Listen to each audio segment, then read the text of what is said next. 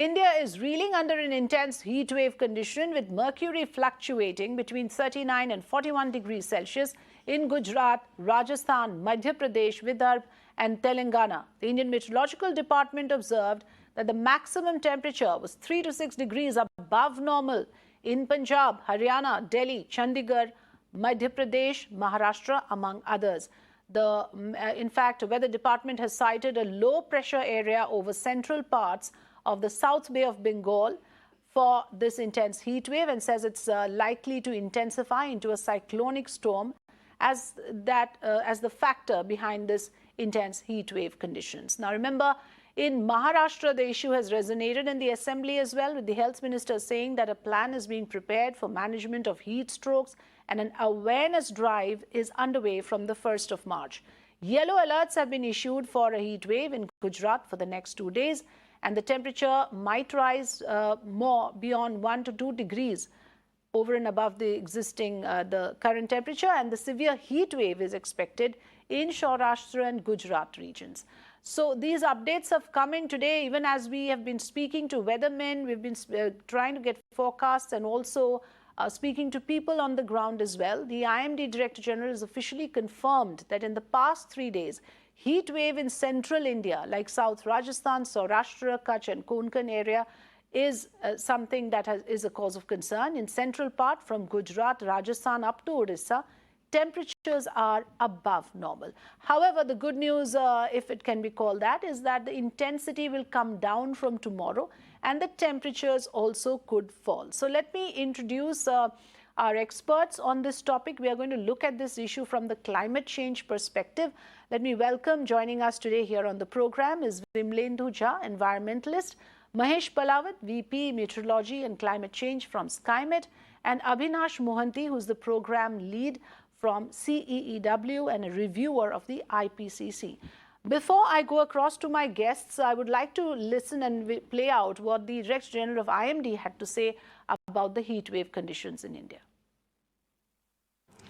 Central India के कुछ हिस्से जैसे साउथ राजस्थान, सौराष्ट्र कच्छ और कोंकण एरिया में हीट वेव प्रिवेल कर रहा है और सेंट्रल पार्ट में गुजरात राजस्थान शुरू करके उड़ीसा तक टेम्परेचर एबो नॉर्मल है और हमारा उम्मीद है कि जो heat wave condition Gujarat, Rajasthan, Konkan area में प्रिवेल कर रहा है और आज और कल तक प्रिवेल कर सकता है।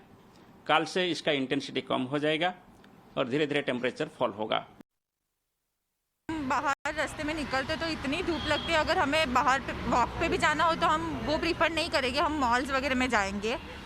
मतलब हम अभी कॉलेज जाते हैं तो डायरेक्ट कॉलेज से सीधा घर, वरना अगर हमें बाहर जाना हो तो हम घूमने वगैरह जाते हैं, पर अभी वो हम प्रीफर नहीं करते क्योंकि बहुत धूप है और स्किन में भी इतने इश्यूज आते हैं धूप की वजह से। अभी की धूप तो बहुत ज़्यादा है क्योंकि है ना, अभी हम क्लासेस भी आते हैं ना तो अंदर तो ठंडा रहता है लेकिन बाहर निकलते तो हमें इतनी ज़्यादा टेम्परेचर हो जाती है कि गर्मी इतनी लगती है कि हम लोग को अपने आप को प्रोटेक्ट करने के लिए या तो दुपट्टा बांधना होता है या फिर कैप लगानी पड़ती है।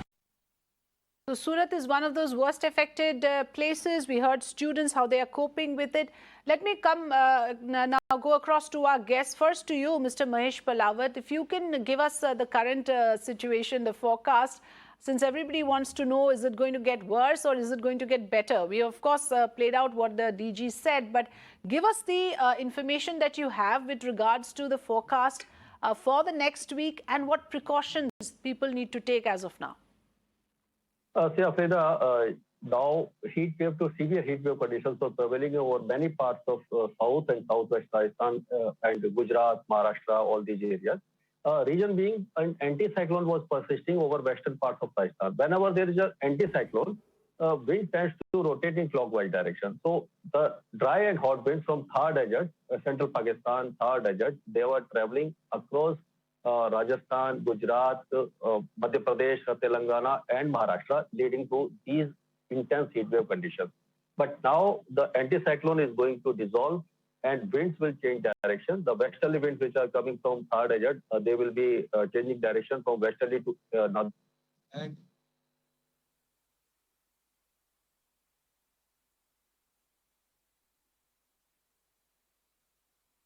Okay, I can't hear Mr. Palawat. I think there's an issue with the audio connection.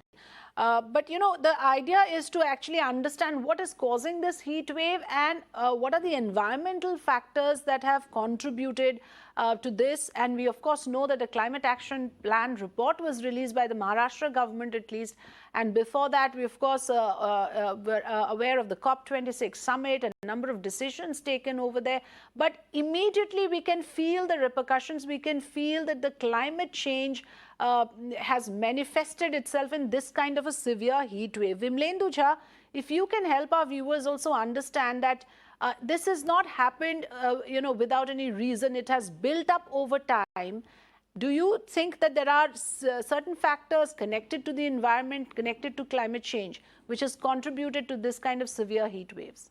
Absolutely. And, several IPCC reports and several other scientific reports that's actually come, since last a decade and a half clearly says that I told you so, that this is going to happen. So there should not be an element of surprise that, Mumbai, Patna, Ahmedabad, Delhi, several parts of our country are actually reeling under a heat wave. And I should also tell you that right now we're discussing heat wave, but the vulnerability that we actually have, or a city like Mumbai has, that it is also going to have excessive rainfall. Single day rainfall, as per the IPCC report, is going to be extreme. And similarly, the coastal regions will be affected. So clearly there is a build-up. There is something which was actually projected by several of the scientists, but we haven't really been able to take adaptive measures or mitigative measures in that sense. If you look at several of these projects, infrastructure projects that have come, that are completely counter to what perhaps needs to be done. As in coastal road project, for example, is one of the things that's been mentioned in the IPCC report as well. So this is something that is going to happen. Everyone has warned us about this. We have to really see that how can we actually delay the process or perhaps protect ourselves, our citizenry, our economy, our ecology. Because a single day rainfall being extreme in Mumbai, heat waves that we're actually seeing, there are a lot of these other aspects. Right now, we're not even talked about wet bulb temperature of 35 degrees centigrade, which has been mentioned in IPCC report, which will make cities unsurvivable. So as a country, as cities, we have not given enough importance to ecology and the impact that ecology actually has on our GDP and normal health and well-being of our citizenry. The way the trees have been cut in several parts of our country in urban areas have actually become concrete jungles. The way our energy consumption has actually become high, and the growth of consumption, everything altogether contributes towards climate change. And that's exactly. So it's a trajectory where we have moved and we are moving. If you look at the projection for 2050 or end of century scenario, that several of the scientists from all around the world have actually built for cities like Mumbai and for countries like India, things are not looking great at all. Both in terms of morbidity as well as mortality is going to increase for our countrymen. Poorest of the poor, at the end of the day, we're also, as you were showing, that people should not step out from 12 to 3. That only the rich can afford not to step out or work from home. The impact that climate change has on the most vulnerable groups or the poorest of the poor groups is extreme. There's a loss of livelihood, loss of life, lack of access to infrastructure, health infrastructure, all of that together. There is an issue of social justice and equity that is linked to issues of climate change, and that is the most dangerous part. Yes, absolutely. And it is going to affect the poor the hardest. No doubt about that. And it's all very well to give these advisories, but very few have the luxury to actually go by those rules, since the others do not have a choice. Abhinash Mohanty, since you've also reviewed the IPCC report, take us through what are the major concerns here. The world, it seems, have woken up to this quite late. Now we see these global summits happening. But where have we faltered? Let's begin by talking about our country first. Thank you. Good evening to everyone. Well, first and foremost, what I want to begin with the analysis that we have been doing at the council. So what we have been trying to understand is where does we stand as a country with all our districts all along in terms of the temperature rise, and 0.6 to 0.7 degree rise in last 100 years has resulted in 75% of the Indian districts to be extreme event hotspots. And when I say extreme event hotspots, these are the districts where frequently and in a recurrent fashion, we are witnessing some of the hydromet disasters. At the same time, heat wave is one such example. Now, Bemlendu has put the perspective quite well in terms of the increase in mobility and making our cities more resilient, and we are clearly, there is a mismatch about that. The IPCC has suggested that all of these extreme events are going to surge and surge at an exponential rate. Then what do? Let's put, given that we are discussing about heat waves, then let's put the discussion into perspective with numbers. India is going to lose more than 34 million jobs by 2030 because of heat waves. Bemlendu highlighted about the wet bulb temperature. Exactly, that's because while we declare heat wave when the above normal temperature thresholds have been breached, we need to understand that even a 35 degree in a central or in a northern India, we can't resist that hit, and we need to have accessibility and kind of availability of the cooling appliances, bare minimum with a fan, right? We don't have that accessibility. 62% of our population are still somewhat or more in the rural hamlets. How can the rural India cope with this? Because in the urban hamlets, still people can afford to work from home, have accessibility to the cooling appliances. But in rural India, you still don't have that luxury to dwell upon. So that's one thing. The second thing is the driver of why we are seeing such recurrent phenomena. The scrolling in the news headspace that we are seeing now, it shows that there is heat wave in the northern part of India, and then across the Bay of Bengal, along the eastern coast, we have a depression and a severe depression which is taking shape into a cyclonic storm, and it is going to hit us sometime around 21st of March. So this is the infuriating kind of complexity of climate change that we are dealing. One part of India will be dealing with heat wave. The other part will be dealing with a depression leading to cyclones, cyclonic storms or floods, so on and so forth. Why it is happening? Because 45% of our landscapes are completely disrupted. And this is what we found when we released the Climate Vulnerability Index last year, just prior to COP. Now, 45% of our landscapes, since they are disrupted, they are triggering some of these complexities of surge and heat waves and so on and so forth. What has to be done? I think we will have to look into more granular solutions. Mm-hmm. And as the discussion pans out, I think we will have to be part of this. Yes, because, awareness is also a very critical part of all of this. And we are all in this together, isn't it? The fact of the matter is it affects each one of us equally. No one is immune to these kind of harsh conditions, and we all have to face it. But yes, let's again put that rider that there are some who have no choice and do not have the equal options to protect themselves from the severity of these kind of weather conditions, which is why, Mr. Palavat, we had lost you in between. If you can explain to us what could be the damaging consequences of this kind of a heat wave. See, now we are witnessing the temperatures are above normal by 5 to 6 degrees, or somewhere they were above 8 degrees Celsius, like Jaisalmer, Barmer. So whenever temperature increases so much, so heat stroke is very common. And this, we can say the impact of climate change is taking shape. And between 1901 and 2021, only 5 cyclones have developed in the Bay of Bengal in the span of 121 years or 120 years. And now, in the first week of March, we have seen cyclone B1, which was a deep depression. Some websites have declared it as a cyclone, and now second cyclone is developing in Bay of Bengal. So, in a span of say 20 days, we are witnessing a second cyclone developing in Bay of Bengal. So it is the impact of climate change. And this type of severe heat is being witnessed by many parts of Central India, North India, eastern parts of the country. So we can say the casualty rate will increase and due to heat stroke. But as of now, this is dry summer.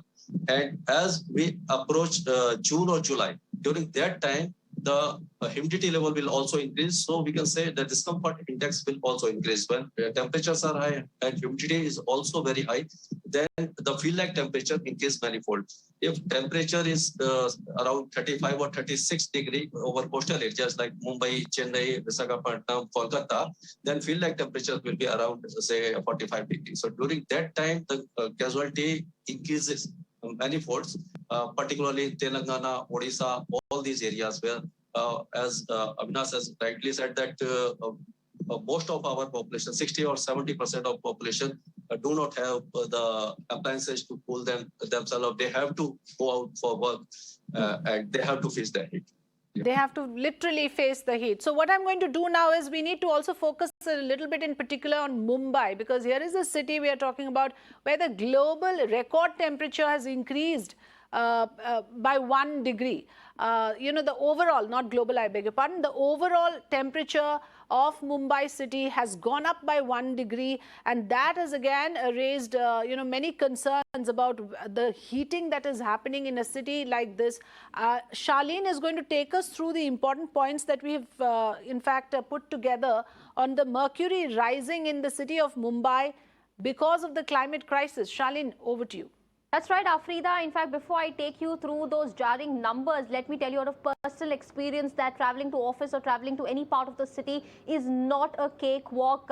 If crowded local trains weren't enough, now Mumbaikars have to travel on that very same train with 40 degrees Celsius. So that is, the mammoth task that Mumbaikars are facing. We've never seen this kind of heat before. So yes, Mumbai is, bracing for intense heat wave. And let's see what's the reason. In fact, first, let me take you through how the situation has in fact worsened in the last few decades. Now, according to Mumbai Climate Action Plan report, there are two types of categories. One is the 32 to 41 degrees Celsius category, and the other is the 26 to 32 degrees Celsius category. In this particular category, which we saw a few years ago, Mumbai used to hover in this particular category, but now this range, the number of caution days, this range is regarded as the caution days, and these days are on a decline.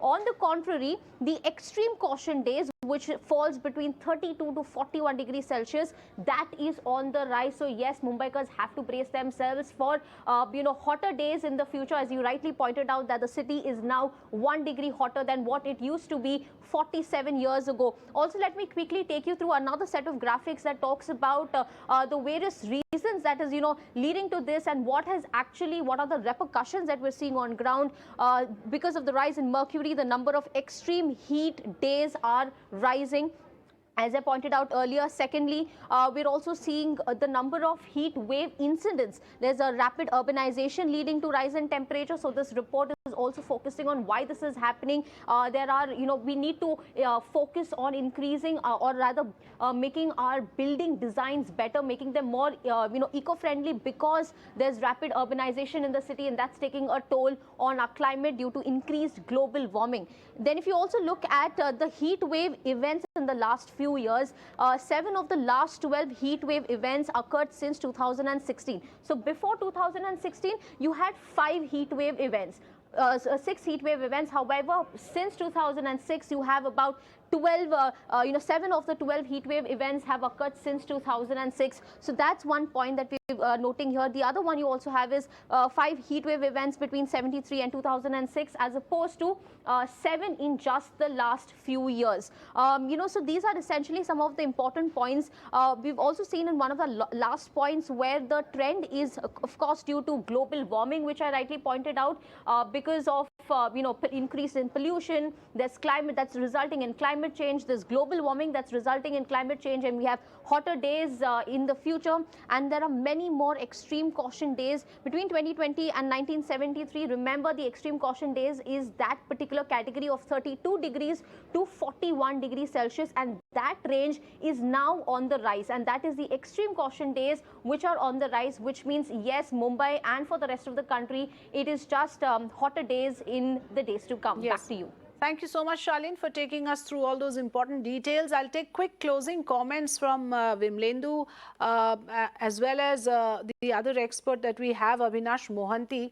for a solution-oriented, your take on what can be done. We do understand that now globally there are these congregations like the COP26 where nations make their commitments on what they can do to reduce their carbon footprint, to actually commit to, coming together and collaborate and address the climate change issue. But where exactly do we need to pace up, and where exactly we need to make course correction? Vimalendra, you first. Okay, so, for three very important points. One, that the minute we call something and we hide behind this word called global warming, we forget about local warming.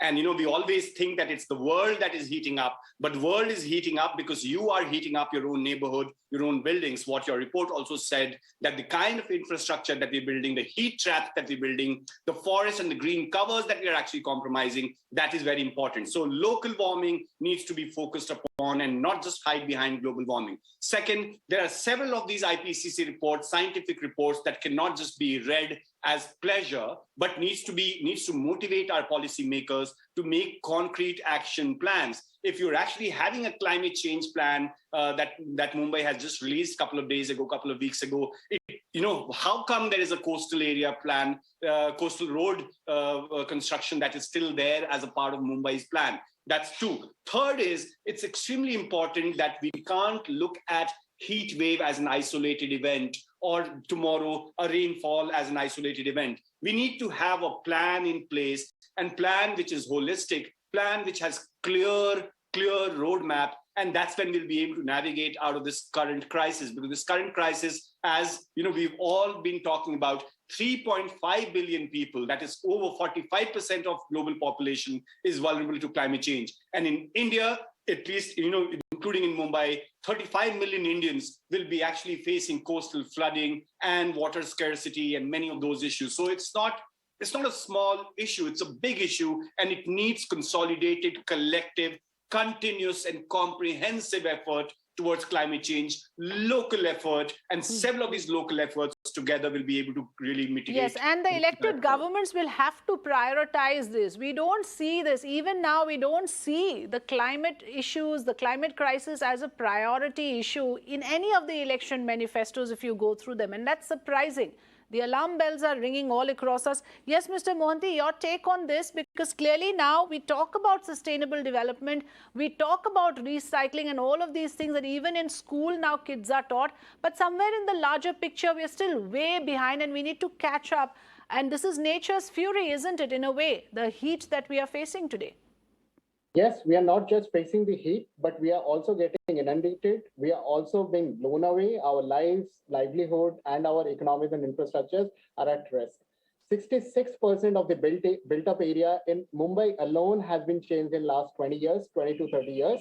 And that has resulted in a way to a 2-degree rise only in Mumbai. So clearly we have disrupted our landscapes very rampantly. And that's where is the root cause. We need to have an integrated plan. And what Vimalendra has just highlighted, that heat wave, cyclone, or flood, or any of these disasters should not be looked in silos. They need to be understood in terms of their complexities. So first and foremost, we need to have that granular risk assessment being integrated into our plan's action. It's a welcoming step that Mumbai has got a climate action plan now. Many of the data and inputs have been put forward in terms of doing that resilient planning. Second is, our cities and our districts need to invest in nature-based solutions. Third and foremost, what is more important is we need to have an integrated model to finance some of these risk financing initiatives and endeavors. And that's where the crux lies with 4P. We need to have public, private, philanthropy, and the participation from the communities to bring that change and build that resilience at a hyper-local level. Then only we can beat the heat, and we can not just afford to surrender before the heat every season and every kind of months after month, year after year. Absolutely, and these are all important issues, and each of us have a role to play here. None of us can shirk our responsibility. I'll leave it at that. Thank you, Mr. Palawat, Mr. Vimalendra Jha, and Avinash Mohanty for joining us this evening.